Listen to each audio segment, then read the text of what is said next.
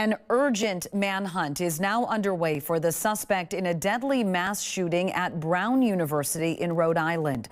Police have released a person of interest detained after the attack, saying the evidence, quote, now points in a different direction. That person of interest was from Wisconsin. 2 students were killed, 9 others injured after a shooter opened fire in a Brown classroom on Saturday.